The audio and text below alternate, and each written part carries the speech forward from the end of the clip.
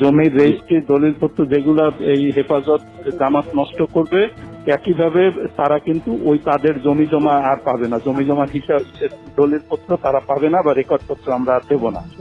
ফরিদপুরের সালতায় বিএনপি জামায়াতের সব নেতাকে যে কোনো মূল্যে গ্রেফতারের কড়া নির্দেশ দেওয়া হয় শেখ হাসিনার পক্ষ থেকে। পলিটিক্যালি লোকালি রিয়েক্ট করা, মানে আমাদের ভাঙলে তাদেরও ভাঙবে।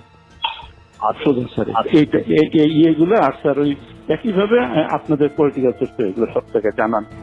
এই স্যার চাচ্ছে যে সালতায় যেভাবে হোক বেশ কিছু অ্যারেস্টেশন হয়ে যায় বাড়ি। শুধু তাই নয়, কোন মামলায় কাকে গ্রেফতার করবে, কার নামে চার্জশিট তৈরি করবে সেই নির্দেশনাও বিনা বাক্যে মাথা পেতে নেন সাবেক স্বরাষ্ট্রমন্ত্রী কামাল।